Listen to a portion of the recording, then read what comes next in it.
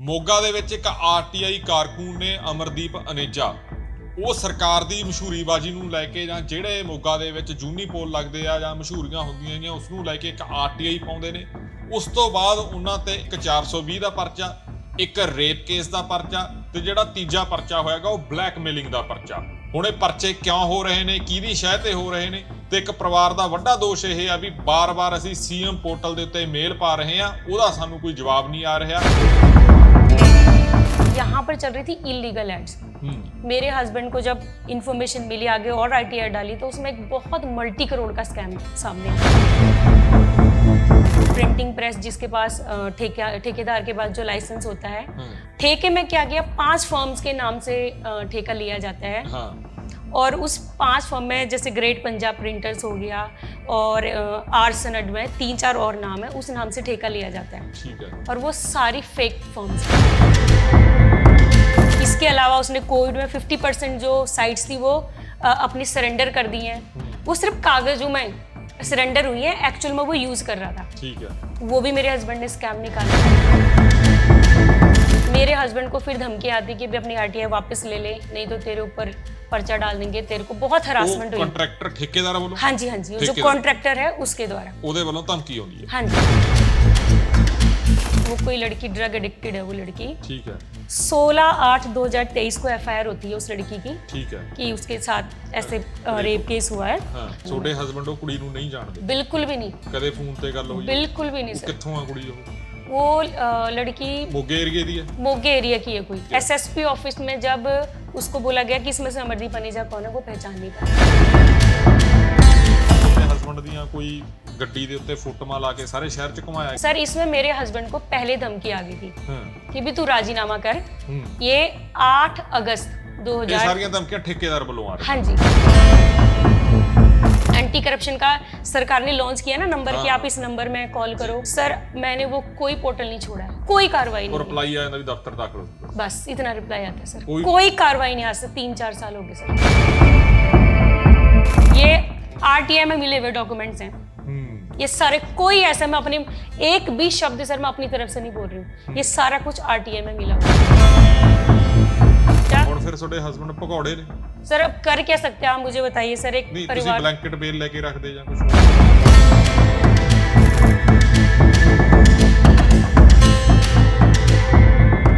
ਸਤਿ ਸ਼੍ਰੀ ਅਕਾਲ ਜੀ, ਸਵਾਗਤ ਕਰਦੇ ਹਾਂ ਜੀ ਤੁਹਾਡਾ। ਇੱਕ ਖਾਸ ਮੁਲਾਕਾਤ ਲੈ ਕੇ ਹਾਜ਼ਰ ਹੋਏ ਆ। ਮੋਗਾ ਦੇ ਵਿੱਚ ਇੱਕ ਆਰਟੀਆਈ ਕਾਰਕੂਨ ਨੇ ਅਮਰਦੀਪ ਅਨੇਜਾ ਉਹ ਸਰਕਾਰ ਦੀ ਮਸ਼ਹੂਰੀਬਾਜ਼ੀ ਨੂੰ ਲੈ ਕੇ ਜਾਂ ਜਿਹੜੇ ਮੋਗਾ ਦੇ ਵਿੱਚ ਜੂਨੀ ਪੋਲ ਲੱਗਦੇ ਆ ਜਾਂ ਮਸ਼ਹੂਰੀਆਂ ਹੁੰਦੀਆਂ ਗਈਆਂ ਉਸ ਨੂੰ ਲੈ ਕੇ ਇੱਕ ਆਰਟੀਆਈ ਪਾਉਂਦੇ ਨੇ। ਉਸ ਤੋਂ ਬਾਅਦ ਉਹਨਾਂ ਤੇ ਇੱਕ ਤੋਂ ਬਾਅਦ ਦੂਜਾ, ਦੂਜੇ ਤੋਂ ਬਾਅਦ ਤੀਜਾ ਪਰਚਾ ਹੋ ਜਾਂਦਾਗਾ। 3 ਪਰਚੇ ਉਹਨਾਂ ਦੇ ਉੱਤੇ ਅਜਿਹੇ ਹੁੰਦੇ ਨੇ, ਇੱਕ 420 ਦਾ ਪਰਚਾ, ਇੱਕ ਰੇਪ ਕੇਸ ਦਾ ਪਰਚਾ ਤੇ ਜਿਹੜਾ ਤੀਜਾ ਪਰਚਾ ਹੋਏਗਾ ਉਹ ਬਲੈਕਮੇਲਿੰਗ ਦਾ ਪਰਚਾ। ਉਹ ਹੁਣ ਇਸ ਵਕਤ ਕਈ ਕੇਸਾਂ ਦੇ ਵਿੱਚ ਜ਼ਮਾਨਤ ਤੇ ਨੇ, ਕਈ ਕੇਸਾਂ ਦੇ ਵਿੱਚ ਉਹਨਾਂ ਦੀ ਜ਼ਮਾਨਤ ਲੱਗੀ ਹੋਈ ਆ। ਪਰਿਵਾਰ ਦਰ-ਦਰ ਦੀਆਂ ਠੋਕਰਾਂ ਖਾ ਰਿਹਾ ਹੈਗਾ। ਪਿਛਲੇ ਦਿਨਾਂ ਦੇ ਵਿੱਚ ਜਿਹੜਾ ਪੱਤਰਕਾਰਾਂ ਦੇ ਹੱਕ ਦੇ ਵਿੱਚ ਸੈਕਟਰ 17 ਦੇ ਵਿੱਚ ਧਰਨਾ ਹੋਇਆ, ਉੱਥੇ ਵੀ ਉਹਨਾਂ ਦੇ ਜਿਹੜੇ ਧਰਮ ਪਤਨੀ ਆ ਉਹ ਬੋਲੇ ਵੀ ਜੇ ਅਸੀਂ ਸਰਕਾਰ ਨੂੰ ਆਰਟੀਆਈ ਪਾ ਰਹੇ ਆ ਪਰ ਸਰਕਾਰ ਸਾਨੂੰ ਕੀ ਦੇ ਰਹੀ ਆ, ਪਰਚੇ ਉਹਨਾਂ ਮੁਤਾਬਕ ਇਹ ਝੂਠੇ ਪਰਚੇ ਨੇ। ਹੁਣ ਇਹ ਪਰਚੇ ਕਿਉਂ ਹੋ ਰਹੇ ਨੇ, ਕਿਹਦੀ ਸ਼ਹਿ ਤੇ ਹੋ ਰਹੇ ਨੇ ਤੇ ਇੱਕ ਪਰਿਵਾਰ ਦਾ ਵੱਡਾ ਦੋਸ਼ ਇਹ ਆ ਵੀ ਬਾਰ-ਬਾਰ ਅਸੀਂ ਸੀਐਮ ਪੋਰਟਲ ਦੇ ਉੱਤੇ ਮੇਲ ਪਾ ਰਹੇ ਆ, ਉਹਦਾ ਸਾਨੂੰ ਕੋਈ ਜਵਾਬ ਨਹੀਂ ਆ ਰਿਹਾ, ਉਹ ਸਾਡੀ ਕਿਤੇ ਵੀ ਕੋਈ ਪੁੱਛ ਪੜਤਾਲ ਨਹੀਂ ਹੋ ਰਹੀ। ਸਾਡੇ ਨਾਲ ਅਮਰਦੀਪ ਅਨੇਜਾ ਜਿਹੜੇ ਆਰਟੀਆਈ ਐਕਟਿਵਿਸਟ ਨੇ, ਉਹਨਾਂ ਦੇ ਧਰਮ ਪਤਨੀ ਨੇ ਸੋਨੀਆ ਅਨੇਜਾ। ਸਵਾਗਤ ਹੈ ਜੀ, ਸਤਿ ਸ਼੍ਰੀ ਅਕਾਲ। ਸਤਿ ਸ਼੍ਰੀ ਅਕਾਲ ਸਰ। ਤੁਸੀਂ 17 ਸੈਕਟਰ ਪਹੁੰਚੇ ਸੀ ਉਸ ਦਿਨ ਜਿੱਦਣ ਪੱਤਰਕਾਰਾਂ ਦਾ ਇਕੱਠ ਸੀਗਾ। ਹਾਂਜੀ। ਇਹ ਕੀ ਸਾਰੀ ਸਟੋਰੀ ਆ, ਥੋੜਾ ਜਿਹਾ ਬੈਕਗਰਾਉਂਡ ਦੱਸੋਗੇ ਵੀ ਤੁਹਾਡੇ ਜਿਹੜੇ ਪਤੀ ਨੇ ਉਹ ਕੀ ਕਾਰੋਬਾਰ ਕਰਦੇ ਨੇ, ਕੀ ਗੱਲਬਾਤ ਹੈ ਇਹ? सर सबसे पहले सर आपका बहुत बहुत धन्यवाद मुझे यहाँ पे मौका देने के लिए अपनी बात रखने का। जी। आज मैं जिस विषय पे बात करने जा रही हूँ ये बहुत गंभीर है। हाँ। जिसमें मेरे पति ने मेरे हस्बैंड ने जो सवाल उठाए थे या जिसके खिलाफ उन्होंने आवाज उठाई जी, वो सामाजिक विषय है। हाँ। जैसे एड्स करती हैं अपने हर एक शहर में ऐड होती है जी, उसका एक कॉन्ट्रैक्ट होता है, टेंडर निकलता है, कॉन्ट्रैक्ट होता है। उस टेंडर में आपको एक एरिया दिया जाता है कि आप यूनिपोल्स पोल्स में आप अपनी एड लगा सकते हैं जी। ठीक है। तो मेरे वो क्या हो रहे थे, वो यहाँ पर चल रही थी इलीगल एड्स। पहले था मोगे में, मेरे हस्बैंड ने आरटीआई डाली। हाँ। मोगे में आरटीआई डालने के बाद मेरे हस्बैंड को जब इंफॉर्मेशन मिली, आगे और आरटीआई डाली, तो उसमें एक बहुत मल्टी करोड़ का स्कैम सामने आया। ठीक है जी। जिसमें सारी इलीगल एड में से पोल्स होती हैं और एरिया जो अलॉट भी नहीं है उसमें भी ऐड हो रही थी। ठीक है। तो मेरे हस्बैंड ने जब इंक्वायरीज डाली, जिसमें प्रिंटिंग प्रेस जिसके पास ठेकेदार के पास जो लाइसेंस होता है उसकी भी आरटीआई डाली कि उसके पास प्रिंटिंग प्रेस का ठेका है, उसके पास उसका ठेका नहीं था, ना उसके पास पोल्यूशन का कोई सर्टिफिकेट था जी। ना उसने जो, और आपको एक चीज बता, जो ठेका लिया गया वो भी उसमें भी गड़बड़ी है। ठेके में क्या किया, 5 फर्म्स के नाम से ठेका लिया जाता है। हाँ। और उस 5 फर्म में जैसे ग्रेट पंजाब प्रिंटर्स हो गया और आर्सनड में 3-4 और नाम है, उस नाम से ठेका लिया जाता है। ठीक है। और वो सारी फेक फर्म्स हैं। अच्छा, फर्म वो एग्जिस्ट ही नहीं करती हैं। ये आरटीआई में हमें मिला हुआ है। उन फर्म के पास कोई रजिस्ट्रेशन नहीं है, उनके पास कोई डॉक्यूमेंट्स नहीं है। और ये जो सिंगला आउटडोर जिस प्रिंटिंग प्रेस में, उसके पास भी कोई लाइसेंस नहीं है प्रिंटिंग प्रेस का। तो जब ये खुलासा हुआ उसके बाद से ही सर मेरे हस्बैंड के ऊपर कंप्लेंट्स में कंप्लेंट होनी शुरू हो गई है। ठीक है। सबसे पहले मेरे हस्बैंड के ऊपर कंप्लेंट होती है 4 अगस्त 2022 में। 4 अगस्त 2022। हाँ जी। ठीक है जी। उसमें 420 का कोई पर्चा था, वो हाई कोर्ट से डिस्पोज ऑफ था। हाई कोर्ट से डिस्पोज रिट डाली थी। रिट में जो इंक्वायरीज हुई है, कम से कम 18 इंक्वायरीज हुई है, जिसमें मेरे हस्बैंड का जो केस था हाई कोर्ट से वो डिस्पोज ऑफ था। हाँ। उसके बाद भी मेरे हस्बैंड के ऊपर पर्चा किया गया। पर्चा करता? हाँ जी। वो कोई पुराना सीगा ਤੁਹਾਡੇ हस्बैंड? हाँ जी, हाँ जी, कोई पुराना चल रहा था ਤੁਹਾਡੇ हस्बैंड ਦਾ? हाँ जी, हाँ जी। उसके बाद मेरे हस्बैंड को फिर धमकी आती कि भी अपनी आरटीआई वापस ले ले, नहीं तो तेरे ऊपर पर्चा डाल देंगे, तेरे को बहुत हरासमेंट हुई। कॉन्ट्रैक्टर ठेकेदार बोलो? हाँ जी, हाँ जी, जो कॉन्ट्रैक्टर है उसके द्वारा ਉਹਦੇ ਵੱਲੋਂ ਧਮਕੀ ਆਉਂਦੀ ਹੈ? हाँ जी जी। इनडायरेक्ट वे में, जैसे मान लो कि कहीं मिल गए, बोला कि अगर आपने आरटीआई वापस नहीं ली तो ऐसा ऐसा होने वाला है। तो उसमें क्या हुआ, मेरे हस्बैंड ने उनको बोला कि मैं अपनी आरटीआई की कार्रवाई तो बंद नहीं करूंगा। ठीक है। तो इन्होंने क्या किया, मेरे हस्बैंड ने एक आरटीआई डाली जिसमें आरटीआई थी इलीगल एड की जी।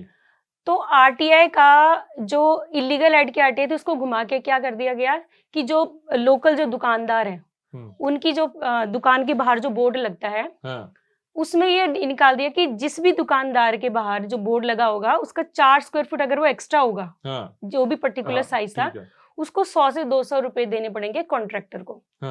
और या किसी और कोई और बोर्ड लगा होगा जी। तो मेरे हस्बैंड ने फिर आरटीआई डाली कि ये जो आरटीआई थी मेरी इलीगल एड की थी, तो इसमें आम लोगों को क्यों परेशान किया जा रहा है। मतलब वो जवाब नहीं मिला जेड़ा तुसी लेना चाहते हो, जवाब आ गया। ठीक है। तो कॉन्ट्रैक्टर को इसमें नुकसान हो गया क्योंकि ये सारा उसकी जेब में पैसा जाना था। हाँ, ठीक है। तो उसने इसके बाद से कि मेरे हस्बैंड ये खुलासा कर दिया सारा, और फिर मेरे हस्बैंड ने आरटीआई डाली, फिर ये वापस लिया गया। मैं आपको उसके डॉक्यूमेंट्स भी दिखा सकती हूँ, मेरे पास उसके डॉक्यूमेंट्स भी पड़े हुए हैं जी। जिसमें नगर निगम कमिश्नर ने वो ठेका सारा, ये देखो आप ये डॉक्यूमेंट देख सकते हैं, मेरे पास ये पड़े हैं जी। वो सारा वापस लिया ऑर्डर फिर। तो मैं एक बात ये बोलना चाहती हूँ, जितने भी दुकानदार हैं मोगा में जी, वो उनको पता ही नहीं कि चल क्या रहा है। मैं आपको बता, मेरे हस्बैंड ने आवाज उठाई एक एक दुकानदार की। सोचो मेरे हस्बैंड अगर आरटीआई ना डालते तो हर एक दुकानदार को 100 से 200 रुपए देने पड़ते पर स्क्वायर फुट, जो एक्स्ट्रा थे वो देने पड़ते। मेरे हस्बैंड ने वो कैंसिल करवाया। ठीक है। उसके बाद से फिर हमें ठेकेदार की धांधली का पता लग गया कि उसने फेक अपनी फॉर्म्स बनाई है। हाँ। टेंडर सिर्फ उसी को दिया जाता है। इसके अलावा उसने कोविड में 50% जो साइट्स थी वो अपनी सरेंडर कर दी हैं। वो सिर्फ कागजों में सरेंडर हुई है, एक्चुअल में वो यूज कर रहा था। ठीक है। वो भी मेरे हस्बैंड ने स्कैम निकाला जिसमें नगर निगम को काफी लाखों का, करोड़ों का नुकसान था। फिर उसके बाद मेरे हस्बैंड ने और आरटीआई डाली तो धीरे धीरे धीरे पता लगा, फिर विजिलेंस की इंक्वायरी शुरू होगी। अच्छा, ਤੁਹਾਡੇ ਹਸਬੰਡ ਦੀ ਕੰਪਲੇਂਟ ਦੇ ਉੱਤੇ? हाँ जी, हाँ जी। आरटीआई ਦੀ ਉਹ ਸਾਰਾ ਜਿਹੜਾ ਡਾਕੂਮੈਂਟ ਆਇਆ ਸੀ, हाँ जी, हाँ जी, विजिलेंस ਦੀ कंप्लेंट हुई। हाँ जी, ठीक है। और आपको मैं एक चीज और बताती हूँ, मेरे हस्बैंड जब इंक्वायरी लेते हैं, जब डॉक्यूमेंट्स मांगते हैं नगर निगम मोगा से, आप यकीन मानोगे बैक डेटेड डॉक्यूमेंट प्रोवाइड किए जाते हैं। बैक डेटेड आगे। हाँ जी। वो जब ये सारा कुछ हो गया, इनको लगा कि भाई अब ये बहुत कुछ हो गया, अब हमारे ऊपर शिकंजा कसने वाला है। इन्होंने मेरे हस्बैंड को धमकी दी भी तेरा नाम हम रेप केस में डालने वाले हैं। अच्छा। तो आप सर अगर कोई भी इंसान मुझे बोलेगा कि तेरे ऊपर ये पर्चा, मैं तो ये सोचूंगी ना मेरा क्या लेना देना, मैं तो जानता नहीं, जो मर्जी कोई बोले। इन्होंने क्या किया, किसी लड़की को, वो कोई लड़की ड्रग एडिक्टेड है वो लड़की, ठीक है, उस लड़की को कोई पॉलिटिकल यहाँ पर है, नीतू गुप्ता नाम है उसका जी। उसको 2 लाख रुपए दिए लोकल कॉन्ट्रैक्टर ने। हाँ। 2 लाख रुपए देके मेरे हस्बैंड का नाम 164 के बयानों में लिया गया। जो रियल एफआईआर हुई है वो एफआईआर हुई है सर 16/8/2023 को एफआईआर होती है उस लड़की की। ठीक है। कि उसके साथ ऐसे रेप केस हुआ है। हाँ। तो उसमें एफआईआर जो होती है उसमें मेरे हस्बैंड का नाम नहीं होता। ठीक है, अननोन पे। हाँ जी, ठीक है, नाम नहीं होता। लेकिन जब उस लड़की का 164 में जो बयान होते हैं उसमें पर्ची में नाम लिख के मेरे हस्बैंड का नाम डाला जाता है। वहां पर मेरे हस्बैंड का नाम लिखवाया जाता है उसमें 164 ਅੱਛਾ ਤੁਹਾਡੇ ਹਸਬੰਡ ਉਹ ਕੁੜੀ ਨੂੰ ਨਹੀਂ ਜਾਣਦੇ? बिल्कुल भी नहीं। ਕਦੇ ਫੋਨ ਤੇ ਗੱਲ ਹੋਈ? बिल्कुल भी नहीं ਉਹ सर। ਕਿੱਥੋਂ ਆ ਕੁੜੀ ਉਹ? वो लड़की ਮੋਗੇ ਏਰੀਏ ਦੀ ਹੈ? मोगे एरिया की है कोई। ਅੱਛਾ, ਫਿਰ ਤੁਹਾਨੂੰ ਕਿਵੇਂ ਫਿਰ ਤੁਸੀਂ ਉਹਨੂੰ कांटेक्ट किया या हमने उसको नहीं कांटेक्ट किया। हाँ।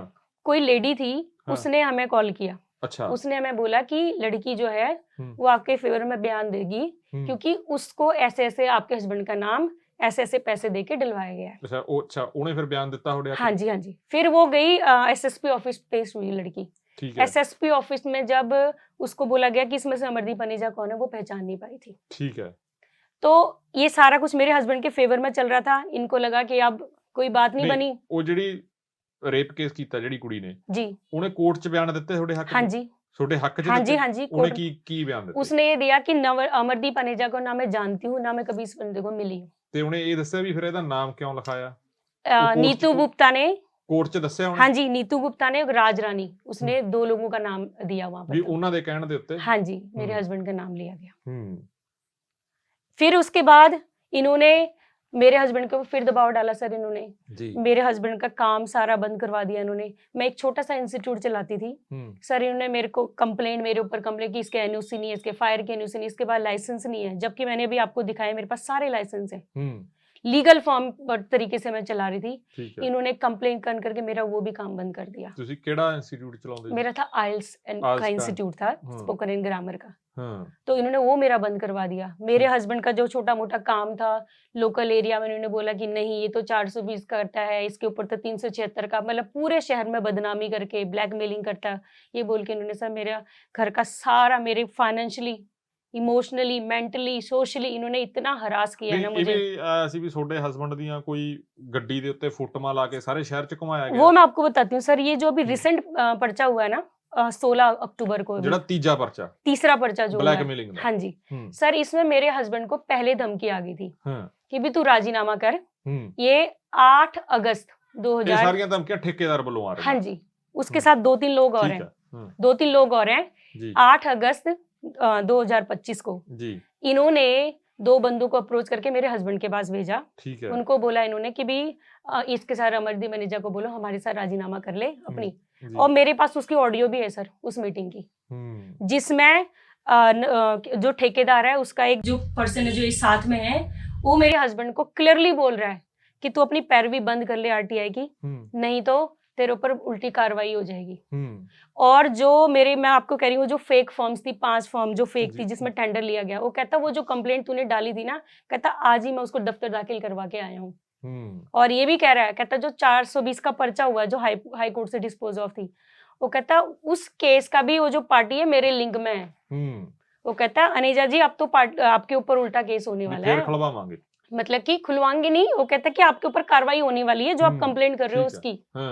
उसका कहने का मतलब है मेरा इतना दबदबा है, मेरी इतनी अप्रोच है, तेरी कंप्लेंट, तेरी आरटीआई का कुछ नहीं होने वाला। मैं वो सारी वो कहते मैं खुद उसमें बोल रहा है, मैं आपको वो भी दिखा दूंगी, वो सुना भी दूंगी कि वो मैं खुद डिस्पोज ऑफ करके आता हूँ। अच्छा, फिर हुण तुहाडे हस्बैंड दे उत्ते 3 पर्चे आ? हाँ जी। ते किन्ने पर्चियां च उन्हां नूं जमानत मिली आ जां? सर ये 2 जो पर्चे हैं 376 का, उसमें उनको जमानत मिली हुई है। ठीक है। तो अब ये जो तीसरा जो पर्चा हुआ 19 अक्टूबर को, आपको पता तो 376 का वो कोर्ट में भी प्रोसीडिंग चल रही है उसकी जी। तो उसकी सर आपको वहां पे जाना पड़ता अपेयर होने, तो अभी पर्चा होने की वजह से वो अपेयर नहीं हो पाए, तो उनकी वो जो जमानत थी वो बेल कैंसिल कर दी गई कि भाई अपेयर नहीं हो रहा है, अपेयर नहीं हो रहा। अच्छा, 376 भी कैंसिल होगी? कैंसिल करवा दिए इन्होंने, हमें धमकी दी थी भी जब पर्चा हुआ था ना, अब तू देख अब तू बाहर ही नहीं आ पाएगा, एक तो तेरे पास ये पर्चा, ऊपर से तेरा 376 का भी पर्चा। ਹੁਣ ਫਿਰ ਤੁਹਾਡੇ ਹਸਬੰਡ ਭਗੌੜੇ ਨੇ? अभी सर वो अपनी बेल के एप्लीकेशन वो कर रहे हैं, हाई कोर्ट में अप्लाई कर रहे हैं। तो वही हो गए ना, फिर भी भजे हुए ने हो। हाँ जी। हाँ सर अब कर क्या सकते हैं आप मुझे बताइए सर। एक परिवार ब्लैंकेट बेल लेके रख दे या कुछ और। सर मैं आपको बताती हूँ ना, ये जो 19 अक्टूबर को जो पर्चा हुआ है, मेरे हस्बैंड ने, क्योंकि 16 तारीख को कंप्लेंट होती है सर जी, 19 तारीख को पुलिस पर्चा कर लेती है। पुलिस कहती है अपनी रिपोर्ट में कि 18 तारीख को सारी इन्वेस्टिगेशन होगी जी, इनके ऊपर ये पर्चा बनता है, हमने पर्चा कर दिया। ठीक है। जबकि 17 तारीख को मेरे हस्बैंड ब्लैंकेट बेल लगाते हैं। ठीक है। तो ब्लैंकेट बेल लगाने का मतलब पर्सन चाहता है उसके ऊपर कोई कंप्लेंट इन्वेस्टिगेशन ज्वाइन करे, वो करना चाहता है। तो पुलिस को इतनी क्या मुसीबत आई थी, इतनी जल्दीबाजी थी उनको कि इतनी ब्लैंकेट बेल से पहले उन्होंने अपनी पर्चा काट दिया।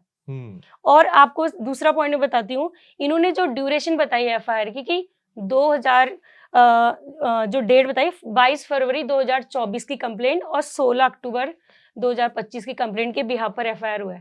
जबकि मैं आपको बताना चाहूंगी 22 फरवरी की जो कंप्लेंट का जिक्र कर रहे हैं, मेरे हस्बैंड ने तब ब्लैंकेट बेल अप्लाई की थी उस टाइम में भी, उसमें पुलिस ने खुद रिपोर्ट दी है कि मेरे हस्बैंड के खिलाफ कोई कंप्लेंट नहीं है एक्सेप्ट हरविंदर अरोड़ा के अलावा, पर कोई पेंडिंग भी नहीं है। अच्छा, पहला एक ब्लैंकेट बेल मिली भी थी। हाँ जी। आप ये देखो, आप अभी भी मैं बताती हूँ आपको, यहाँ तक नहीं रुके हैं ये लोग सर जी। इन्होंने जो कंप्लेंट की है 16 अक्टूबर को, मेरा नाम भी इसमें डाला था। और पता क्या नाम डाल के इन्होंने डाला, कहते कि वाइफ को हस्बैंड के एफआईआर करवाएंगे तो अपने आप ही घुटने टेक देगा और आरटीआई में अपना विड्रॉ कर देगा। अच्छा, छोड़े थे भी एफआईआर होगी। मेरे ऊपर एफआईआर नहीं हुई, मेरा कंप्लेंट में नाम डाला था, कोशिश पूरी की थी इन्होंने एफआईआर करवाने की मेरे ऊपर। ਜਿਹੜਾ ਇਹ ਬਲੈਕਮੇਲਿੰਗ ਦਾ। हाँ जी हाँ जी। ਹੁਣ ਇਹਦੇ ਸਾਰੇ ਇਹ ਗੇਮ ਦੇ ਪਿੱਛੇ ਜਿਵੇਂ ਇੱਕ ਉਹ ਜਿਹੜੀ ਕਹਾਣੀ ਹੋ ਰਹੀ ਸੀ ਵੀ ਮੁਹਾਲੀ ਦਾ ਜਾਂ ਹੋਰ ਉੱਥੋਂ ਦਾ ਵੀ ਵੱਡੀਆਂ ਐਡਸ ਦਾ ਖੁਲਾਸਾ ਹੋਇਆ, ਉਹ ਕੀ ਕੁਝ? मैं वो बताती हूँ सर। ये जो लोकल कंट्रैक्टर कहता है जी, ये मुझे ना आरटीआई डाल के हरास करता है, ब्लैकमेलिंग करता है। तो आप ये सर सोचो, आरटीआई कभी भी किसी इंडिविजुअल के ऊपर नहीं डलती है। मेरे हस्बैंड ने आरटीआई एक अकेले मोगे में नहीं डाली है, लुधियाना भी डाली है, मोहाली भी डाली है, चंडीगढ़ भी डाली है, पटियाला भी डाली है। हाँ जी हाँ जी हाँ जी। तो सर ये मेरे हस्बैंड ने जो स्कैम जो उजागर किया है ना सर, एक पैटर्न उजागर किया है कि एडवर्टीजमेंट में स्कैम होता कैसे है, वो पैटर्न इन्होंने एक्सपोज किया है।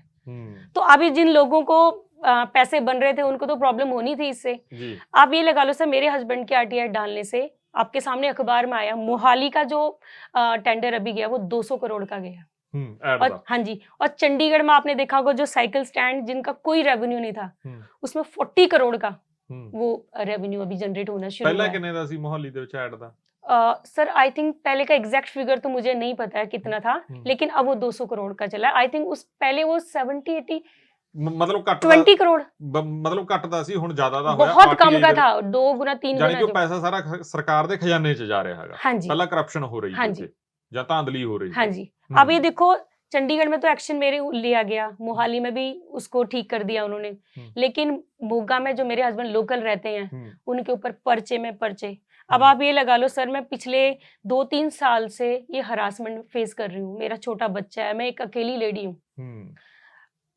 इसमें हमें हरासमेंट करने के लिए सर मेरे खिलाफ भी कंप्लेंट, इन्होंने क्या किया, फाइनेंशियली हमको कमजोर करने के लिए डिफेमेशन का केस डाला मेरे ऊपर, मेरे हस्बैंड के ऊपर 2 करोड़ का 200 करोड़ का डिफेमेशन केस डाला है। मेरा ब्रदर इन लॉ जो यहाँ रहता भी नहीं है, हाँ। वो अपना गुड़गांव जॉब करता है, ठीक है, उसका यहाँ आता, वो वीकेंड में आता कभी मिलने के लिए, उसके ऊपर डिफेमेशन का केस सुनो लेटर आई करे। हाँ जी, कोर्ट में केस चल रहा है सर, कोर्ट केस चल रहा है। हाँ जी, 2 करोड़ का डेफेमेशन केस हमारे ऊपर डाला हुआ है।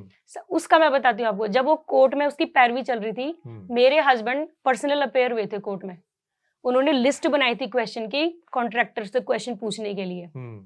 आप यकीन मानोगे, उन्होंने पहले तो 4 रेटें ले ली जी, और फिर बीच में हमें धमकी दी, तेरे खिलाफ हम पर्चा डालेंगे। उन क्वेश्चन से बचने के लिए इन्होंने ये हथियार अपनाया, मेरे हस्बैंड के अंदर झूठी एफआईआर केस दर्ज करवाया इन्होंने। और ये जो इन्होंने एफआईआर में इल्जाम लगाया ब्लैकमेलिंग करता है, मैंने आपको बताया ना 8 अगस्त 2025 में ये खुद मेरे हस्बैंड को बोल रहे हैं कि तेरे को हम पैसे भी देते हैं, तेरे को हम काम भी देते हैं, तू पैरवी बंद कर दे, हम तेरा सारा निबेड़ा करवा देते हैं, तेरे केस भी वापस करवा देते हैं। कहते कोर्ट इंसान से बड़ी थोड़ी है। कहने का मतलब है हम कोर्ट तक हमारी अप्रोच है, वहां से भी हम तेरे को बरी करवा देंगे, तू अपनी ਆਰਟੀਆਈ ਵਾਪਸ ਲੈ। ਇਸ ਮਾਮਲੇ ਦੇ ਵਿੱਚ ਸਾਰੇ ਦੇ ਵਿੱਚ ਜਿਹੜੇ ਤੁਹਾਡੇ ਇੱਥੇ ਲੋਕਲ ਮੋਗਾ ਦੇ ਵਿਧਾਇਕ ਨੇ ਜਾਂ ਕੋਈ ਹੋਰ ਵੀ ਪੋਲੀਟੀਸ਼ੀਅਨ ਨੇ, ਉਹਨਾਂ ਨੂੰ ਤੁਸੀਂ ਮਿਲੇ ਵੀ ਸਾਡਾ ਨਿਮੇੜ ਦਿਓ ਜਾਂ ਕੁਝ ਕਰੋ? सर मैं आपको बताती हूँ, जब हम कहीं पर भी जाते हैं, किन्हीं को भी अप्रोच करते हैं, तो उसमें ये जो लोकल कॉन्ट्रैक्टर है, लोगों को बोलता है कि मेरा ना पैसे ले दे के राजीनामा करवाओ, कि पैसे का ले दे। सर, पैसे लेके राजीनामा वो करता है जो गलत होता है। मेरे हस्बैंड ने आरटीआई डाल के कोई गलत काम नहीं किया। आरटीआई डालना कोई ब्लैकमेलिंग नहीं होती। आप ये सोचो, ब्लैकमेलिंग की अगर आप बोलो ब्लैकमेलिंग क्या होती है, फॉर एग्जाम्पल आपके खिलाफ मेरे पास कुछ सबूत है, कुछ भी XYZ, मैं आपको, मेरे पास है, वो अभी बाहर नहीं गई, वो तभी ब्लैकमेल करूंगी ना आपको। जब विजिलेंस की इंक्वायरी चल रही है, सब कुछ चल रहा है, डॉक्यूमेंट्स मेरे हस्बैंड दे रहे हैं, कंप्लेंट मेरे हस्बैंड डाल रहे हैं, तो ब्लैकमेलिंग कैसे हुई? ब्लैकमेलिंग तो तब होगी ना जब वो डॉक्यूमेंट हमारे पास है, हम बोल रहे हैं कि हम तो दे देंगे, कंप्लेंट कर देंगे। कंप्लेंट तो चल रही है, विजिलेंस की इंक्वायरी चल रही है। तो आप ये देखो, इसमें जो सबसे बड़ी दुख वाली बात सर ये है कि मैं कोई भी जितने भी हमारे जो CM पोर्टल होते हैं, एंटी करप्शन का जो लोकल नंबर, मैं आपको अपना फोन दिखा देती हूँ। एंटी करप्शन का सरकार ने लॉन्च किया ना नंबर, कि आप इस नंबर में कॉल करो, इसमें मेल डालो, आप बताओ, नाम गुप्त रखा जाएगा। हाँ जी। सर, मैंने वो कोई पोर्टल नहीं छोड़ा है, मेल डाल के कंप्लेंट की है, एप्लीकेशंस दी हैं कि मेरे फैमिली को थ्रेट। सर, वो क्या आती हैं, कंप्लेंट वहां से आती है, नीचे लोअर ऑफिसर में आती हैं, वो जाके दफ्तर दाखिल हो जाती है, उनकी कोई कार्रवाई नहीं, रिप्लाई आया ना भी दफ्तर दाखिल होगी, बस इतना रिप्लाई आता है सर। कोई कार्रवाई नहीं, आज से 3-4 साल हो गए सर, कोई राब्ता भी नहीं कर रहा। और लोकल कॉन्ट्रैक्टर कंप्लेंट करता है तभी पुलिस FIR कर देती है हमारे ऊपर। ਤੇ ਮੁੱਖ ਮੰਤਰੀ ਤਾਂ ਕਹਿ ਰਹੇ ਆ ਵੀ ਉੱਥੇ ਸਾਰਾ ਕੁਝ ਦੱਸੋ ਸਾਨੂੰ, ਕੌਣ ਕਰप्शन करता है? सर, मैं भगवंत मान जी से ये पूछना चाहती हूँ, सर आपने जब इतने बड़े वादे किए थे, आपने कहा था कि करप्शन के खिलाफ आप खड़ोगे, सबसे पहला मुद्दा था चुनाव का करप्शन जी, आपको याद होगा। करप्शन के हम ये करेंगे, आपको वो क्या बोलते, करप्शन नंबर लॉन्च किया गया, बहुत कुछ किया गया था। सर, मैंने CM पोर्टल में मेल डाली है, मेरे हस्बैंड ने डाली है सर, उन सब का कुछ भी रिप्लाई नहीं आया, आज तक कोई एक्शन नहीं लिया गया। सर, ये जो सरकार को लॉस हुआ, रेवेन्यू का जो लॉस हुआ, मेरे हस्बैंड ने एक जिम्मेवार नागरिक की अपनी भूमिका निभाई, उन्होंने उजागर किया। तो इसमें सरकार को हमारा साथ देना चाहिए था, या जो इनके जो ऑफिसर है हमारे खिलाफ उनको वो करना चाहिए था, कार्रवाई करनी चाहिए थी। एक जो परिवार है सर, उनका काम बंद कर दिया है, उसके हस्बैंड को 3 महीने सर, मेरे हस्बैंड को बाहर हो गए। आप देखो कहाँ काम बंद है, सब कुछ बंद है सर, फैमिली कितनी सफर कर रही होगी। ਜੀ ਤੇ ਤੁਸੀਂ ਫਿਰ ਜਿੱਦਾਂ ਤੁਹਾਡੇ ਮਾਮਲੇ 'ਚ ਵੀ ਪੈਸੇ ਦਾ ਦੇਣ ਲੈਣ ਚੱਲਿਆ ਹੋ ਵੀ ਜਿਹੜੀਆਂ ਜੇ ਤੁਸੀਂ ਕਹਿ ਰਹੇ ਹੋ ਵੀ ਸਾਰੀਆਂ ਇਹ ਝੂਠੀਆਂ ਕੰਪਲੇਂਟਸ ਵੀ ਨਹੀਂ ਏਦਾਂ ਹੋਣੀਆਂ। सर, ये जो कंप्लेंट जो मेरे हस्बैंड के खिलाफ गई ना, सारी कंप्लेंट झूठी है, इसमें कोई प्रूफ नहीं है, बल्कि प्रूफ मेरे पास है सारी। आपको मैं बताती हूँ, FIR होने के बाद मुझे पता कैसे धमकियां दी गई। मेरे हस्बैंड की फोटो कार के ऊपर चिपका के 420 लिख के पूरे शहर में घुमाया गया सर, और मेरे को धमकी दी गई, अगर अभी भी तेरे हस्बैंड ने अपनी RTI विड्रॉ नहीं की तो तेरी फोटो भी ऐसे लगा के घुमा सकते हैं।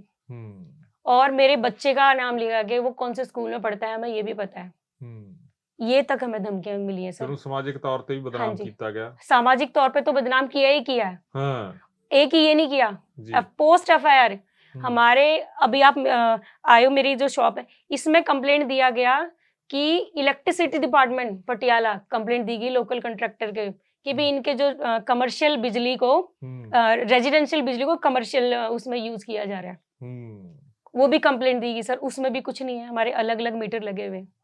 यानी कि आज तक उसने जितनी कंप्लेंट दी है ना सर, कोई प्रूफ नहीं है उसमें। ਤੁਹਾਨੂੰ ਲੱਗਦਾ ਜਿਵੇਂ ਪੰਜਾਬ ਸਰਕਾਰ ਇਹ ਕਹਿੰਦੀ ਹੈ ਵੀ ਕਰਪਸ਼ਨ ਨਹੀਂ ਚੱਲਦੀ, ਕੋਈ ਕਰਪਸ਼ਨ ਨਹੀਂ ਲੈਂਦਾ, ਜਾਂ ਜਿਹੜਾ ਲੈਂਦਾ ਸਾਨੂੰ ਦੱਸੋ, ਤੁਹਾਨੂੰ ਲੱਗਦਾ ਵੀ ਕਰਪਸ਼ਨ नहीं चलती ਜਾਂ ਕਿਵੇਂ? सर, मैं भगवान मान जी से बोलती हूँ कि आप मुझे बुला लो, मैं उनसे मिलने के लिए तैयार हूँ, ये मेरे पास डॉक्यूमेंट्स पड़े हैं, मैं उनको बता देती हूँ करप्शन किस हद तक बढ़ा हुआ है, कैसे आम आदमी अगर वो सच के साथ खड़ता है उसको कैसे हरास किया जाता है। हमारा मुख्यमंत्री साहब कागज चेक के दिखाओ, कितने का कागज है, ये मैं आपको दिखाती हूँ, ये भी दिखा दो सारी फाइल, मैं सारा कुछ दिखाती हूँ सर। ये देखो सर, ये देखो सर, ये RTI में मिले हुए डॉक्यूमेंट्स हैं, ये सारे, कोई ऐसा मैं अपने एक भी शब्द सर मैं अपनी तरफ से नहीं बोल रही हूँ, ये सारा कुछ RTI में मिला हुआ है।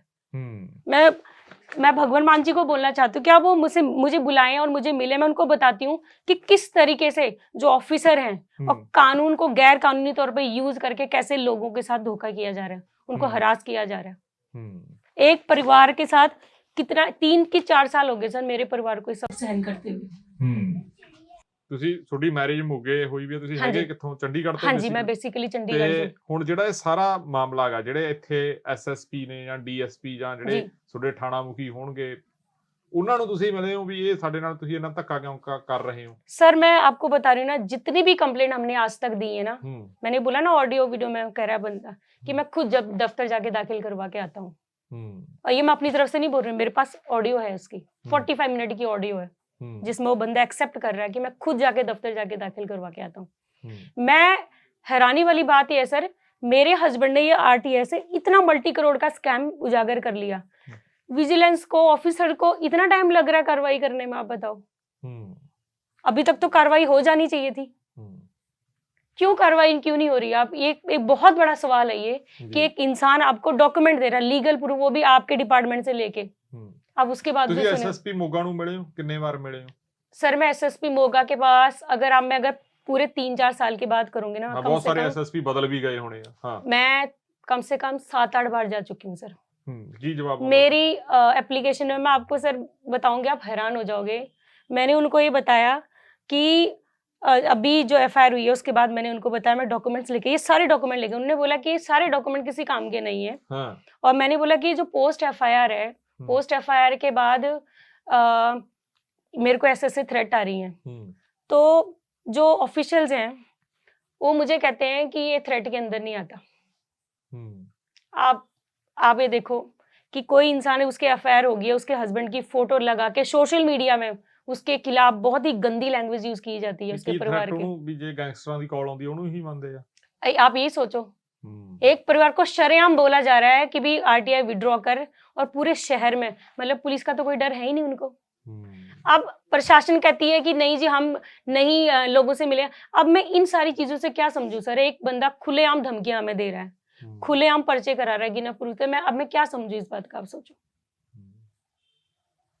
तो पुलिस थोड़ी कोई मदद नहीं कर रही अभी तक तो सर, मुझे कोई मदद नहीं दी है। अभी मैंने आईजी को एप्लीकेशन लिखी है, उसमें उन्होंने अभी टाइम दिया है, अभी डेट मुझे मिली नहीं है कब उन्होंने बुलाना है मुझे। बस उम्मीद करती हूँ वहां से कुछ उम्मीद मिल जाती है, तो बाकी सर देखते हैं अब क्या होता है। ਉਦੋਂ ਤੁਸੀਂ ਜਦੋਂ ਉੱਥੇ ਧਰਨੇ ਚ ਆਏ ਸੀ ਪੱਤਰਕਾਰਾਂ ਦੇ, ਉੱਥੇ ਤੁਹਾਡਾ ਆਉਣ ਦਾ ਇਹੀ ਮਕਸਦ ਸੀ? हाँ जी सर, यही मकसद था मेरा। ਤੁਹਾਨੂੰ ਮੈਨੂੰ ਲੱਗਦਾ ਸਮਾਂ ਵੀ ਸ਼ਾयद ਦਿੱਤਾ ਸੀ ਬੋਲਣ ਦਾ। हाँ जी, मैं वहाँ पर समय दिया था मुझे, क्योंकि सर मैं दरवाजे खटखटा के थक चुकी हूँ सर। कोई ऑफिस नहीं छोड़ा सर मैंने, प्रेसिडेंट को तक मैंने एप्लीकेशन लिख लिया सर। अच्छा, वो वहां से ऊपर से मार्कों के नीचे आती है और नीचे आके वो दफ्तर दाखिल कर दी जाती है। दैट्स इट, ये कार्रवाई होती है मेरे एप्लीकेशन में। एक लेडी आपको कह रही है कि मेरे परिवार को बचा लो इन लोगों से। अब मैं आपको और बताती हूँ, ये जो लोकल कॉन्ट्रैक्टर है इसने ये सिर्फ मेरे हस्बैंड के साथ नहीं किया, एक रिटायर्ड टीचर है जी, उसके ऊपर भी इसने हमला करवाया था, जिसके ऊपर इसको एक्यूज बनाया था हाई कोर्ट ने। इसने क्या किया, जब 376 का पर्चा मेरे हस्बैंड के ऊपर, उनको डरा के उनसे राजीनामा करवा लिया, और इसके ऊपर जो धाराएं लगी थी उन धाराओं में लोकल कोर्ट में राजीनामा हो ही नहीं सकता। तो आप ये लगा लो कहां तक पॉलिटिकल पावर, प्रशासन मिला हुआ है कि एक बंदे का जिसके ऊपर जिस धारा में राजीनामा नहीं हो सकता वो भी राजीनामा करवा रहा है। ਤੁਸੀਂ ਇੱਥੋਂ ਦੇ ਜਿਹੜੇ ਐਮਐਲਏ ਨੇ ਉਹ ਵੀ ਲੇਡੀਜ਼ ਨੇ, ਅਮਨਦੀਪ ਅਰੋੜਾ। हाँ जी, ਉਹਨਾਂ ਨੂੰ ਮਿਲੋ ਵੀ, ਸਾਨੂੰ ਦੇਖੋ ਵੀ ਤੰਗ परेशान ਕੀਤਾ जा रहा हैगा। मेरे हस्बैंड उनसे मिले हैं, तो मेरे हस्बैंड को तो कोई अभी तक कोई ऐसा रिस्पॉन्स कुछ भी नहीं मिला सर, क्योंकि एमएलए जो मैम है उनको इस मैटर का पूरे शहर में, पूरे मोगे में इस खबर के बारे में पता है। हाँ, सबको पता है, और ये मैडम को भी पता होगा, लेकिन मैडम ने आज तक ये अप्रोच करने की कोशिश नहीं की भी इस परिवार के साथ क्या गुजरी, मैं जाके पूछ लूं। एक बार भी नहीं आए वो हमारे पास कि भाई पूछ ले, कि इतना ही पूछ लेते कि आपकी बात में सच्चाई है नहीं है, अगर झूठ होता तो ठीक है, आके हमें देख तो लेते, हमारे डॉक्यूमेंट्स देख लेते, हमारी कहानी तो सुन लेते, हमारी साइड की बात भी तो सुन लेते कि वाकई आप लोग जो चिल्ला रहे हो, जितना शोर हो रखा है पूरे मोगे में, इतने पर्चे हो रहे हैं एक इंसान के ऊपर, कि वाकई सच की बात है ये, इतना तो पूछ सकते थे। जेडी दूसरी तरह हो काफी अमीर तरह रहे सर, मैं आपको बताती हूँ, जो 2 करोड़ का डेफेमेशन डाल रहा है तो इसका मतलब उसकी इनकम इतनी है तभी इतनी डेफेमेशन डाली है। तो बाकी शहरों में जो लोकल कॉन्ट्रैक्टर हैं, जो वो कहते हैं हमारी तो इतनी इनकम होती नहीं है, इसकी इतनी इनकम कैसे होती है? तो आप ये सोचो, जो इंसान इतने शरेआम गुंडागर्दी कर रहा है, शरेआम हाईकोर्ट से अक्यूज होके उसमें राजीनामा करवा रहा है, तो पैसा तो उसके पास होगा सर। और पैसा किस तरीके से और कौन से जरिए से कमाया जा रहा है वो भी आप समझ सकते हैं सर। अब मैं एक एक बिजनेस का, एक एक चीज का नाम नहीं लेना चाहूंगी, लेकिन जिस तरह के इनके बिजनेस चलते हैं, काम चलते हैं, वो सर ईमानदारी का काम से नहीं होता सर। मैं अभी ईमानदारी का काम करती हूँ, तो मेरे पास इतने पैसे नहीं बनते कि मैं दिन रात अपने नई कोठे बंगले, नई नई लग्जरी गाड़ी, आए दिन मैं घूमने जा रही हूँ, बाली घूमने जा रही हूँ, बड़े बड़े 5 स्टार होटल में पार्टियां कर रही हूँ। ये सर तभी होता है जब आप इलीगल काम करते हो, ऐसे नहीं होता। फिर करते थोड़े हालात कहे जे ने पिछले 2-3 सालों में सर आप ये सोच लो, मेरे हस्बैंड का काम बंद है, मैं एक अपना आइल्स का इंस्टीट्यूट चलाती थी, मेरा वो काम बंद करके सर अब मैं एक स्कूल में जॉब कर रही हूँ सर, आप ये लगा लो। जॉब? हाँ जी, मेरी हाँ जी, मैं मास्टर्स मेरी इकोनॉमिक्स है। मैं पहले +2 और कॉलेज लेवल के स्टूडेंट्स को पढ़ाती थी, लेकिन इस हरासमेंट करके मुझे मजबूरी में एक स्कूल में पढ़ाना पड़ रहा है, क्योंकि अपने परिवार की, और इन्होंने इसीलिए मेरा नाम FIR में डाला सर, ताकि ये भी इनकम का सोर्स खत्म हो जाए। तो सोचो ये कहाँ तक न्याय है, एक परिवार को रोजी रोटी कमाने से रोका जा रहा है, एक परिवार को उसका काम बंद किया जा रहा है, कितने लेवल से, लीगली, फाइनेंशियली, सोशली कितनी बदनामी है सर इसमें मेरे परिवार की।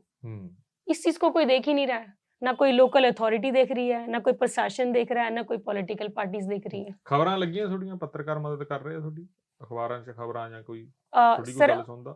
अभी तक तो सर किसी ने भी हमें कोई रिस्पॉन्स नहीं दिया सर। मैं आपको ऑनेस्ट आंसर दूं तो ओदा कारण की मैं आपको बताती हूँ सर। जब 376 का पर्चा मेरे हस्बैंड के ऊपर हुआ था, बहुत सारे मीडिया के लोगों ने कवरेज की थी, जिसमें उस लड़की ने बाइट भी दी थी कि अमरदीप अनेजा का नाम पैसे देके डाला गया। अच्छा। बहुत सारे पत्रकारों ने वो कवर किया था, वो चला नहीं सर। चला ही नहीं? चला किस लिए नहीं, सिर्फ एक लोकल कोई चैनल उन्होंने चलाया, उनकी भी 1 घंटे में डिलीट करवा दी गई थी वीडियो। अच्छा। मतलब इतना दबदबा है पैसे का। कोई लोकल, मैं सर मैं आपको अपना फोन दिखाती हूँ, कोई लोकल अखबार, कोई लोकल न्यूज चैनल जहां मैंने कॉल ना की हो कि आप मेरी आवाज सुनो, मेरी ये खबर लगवाओ, सर वो सारा घूम फिरा के लोकल बात आती है ना, लोकल बात आके कोई गोलमोल करके बात घुमा के कोई आवाज नहीं उठाता। ਹੁਣ ਲੱਗਦਾ ਤੁਹਾਨੂੰ ਕੋਈ ਉਮੀਦ ਜਿਹੜੀ ਕੋਈ ਮੁੱਖ ਮੰਤਰੀ ਸੁਣੂ ਜਾਂ ਕੋਈ ਬੰਦਾ ਤੁਹਾਡੀ ਗੱਲ ਸੁਣੂਗਾ? मैं तो सर गुजारिश कर सकती हूँ, रिक्वेस्ट कर सकती हूँ, क्योंकि एक आम आदमी और क्या कर सकता है सर, क्योंकि हमारे पास ना इतना पैसा है, ना इतना रुतबा, इतनी पावर है। मैं रिक्वेस्ट कर सकती हूँ कि हमारी आवाज सुने, और इस मामले को जो ऐसे समझा जा रहा है, कुछ नहीं, एक परिवार की जिंदगी की सवाल है ये। एक इंसान जो सच की लड़ाई लड़ा है और लोगों की लड़ाई लड़ा है, उसके साथ इतना अन्याय हो रहा है। तो और मैं साथ के साथ ये भी बोलना चाहती हूँ कि जो लोग ये सारा कुछ करवा रहे हैं ना, मैं उस चीज से डरी नहीं हूँ अभी भी जी। मैं डट कर मुकाबला करूंगी, क्योंकि मेरे पास सच है। मैं सच की लड़ाई लड़ रही हूँ। बोलते ना झूठ के कभी पैर नहीं होते। कोई बात नहीं, आज मुझे दबा रहे, आज इनका पैसा चल रहा है, आज इनकी अप्रोच चल रही है, कितनी देर चल जाएगी, लेकिन मैं अपनी आवाज कभी बंद नहीं करूंगी। मैं डट के खड़ी रहूंगी, जब तक कार्रवाई नहीं होगी तब तक मैं कुछ भी, आखिरी दम तक मैं इसके खिलाफ लड़ूंगी सर। जी चलो ठीक है, ਤੁਸੀਂ ਸਾਨੂੰ ਸਮਾਂ ਦਿੱਤਾ ਜੀ, ਤੁਹਾਡਾ ਬਹੁਤ ਬਹੁਤ ਧੰਨਵਾਦ ਜੀ। ਸੋ ਇਹ ਆਰਟੀਆਈ ਕਾਰਕੂਨ ਨੇ ਜਿਹੜੇ ਅਮਰਦੀਪ ਅਨੇਜਾ, ਉਹਨਾਂ ਦੇ ਧਰਮ ਪਤਨੀ ਸੀ ਸੋਨੀਆ ਅਨੇਜਾ। ਸੋ ਇਹਨਾਂ ਨੇ ਸਾਰਾ ਮਾਮਲਾ ਦੱਸਿਆ ਵੀ ਕਿਵੇਂ ਇੱਕ ਆਰਟੀਆਈ ਨੇ ਇਹਨਾਂ ਦਾ ਜਿਹੜਾ ਸਾਰਾ ਪਰਿਵਾਰ ਆ ਉਹਦੀ ਜ਼ਿੰਦਗੀ ਉੱਪਰ ਥੱਲੇ ਕਰਤੀ ਆ ਜਾਂ ਤਹਿਸ ਨਹਿਸ ਕਰਤੀ ਆ। ਇਹਨਾਂ ਦੇ ਭਾਦੀ ਤਾਂ ਇਹਨਾਂ ਦਾ ਸਾਰਾ ਜੱਗ ਬਰਬਾਦ ਹੋ ਚੁੱਕਿਆ ਗਿਆ। ਸੋ ਇੱਕ ਸਾਡੀ ਰਿਪੋਰਟ ਸੀ, ਅਸੀਂ ਕੋਸ਼ਿਸ਼ ਕਰਾਂਗੇ ਦੂਜੀ ਧਿਰ ਜਿਹੜੀ ਠੇਕੇਦਾਰਾਂ ਨੇ ਇਹਨਾਂ ਦੇ ਉੱਤੇ ਪਰਚਾ ਕਰਾਇਆ ਉਹਨਾਂ ਨੂੰ ਵੀ ਅਸੀਂ ਗੱਲਬਾਤ ਕਰੀਏ ਜਾਂ ਉਹਨਾਂ ਨੂੰ ਵੀ ਤੁਹਾਡੇ ਸਾਹਮਣੇ ਲੈ ਕੇ ਆਈਏ। ਤੁਸੀਂ ਆਪਣਾ ਕੀਮਤੀ ਸਮਾਂ ਦਿੱਤਾ ਜੀ, ਤੁਹਾਡਾ ਬਹੁਤ ਬਹੁਤ ਧੰਨਵਾਦ।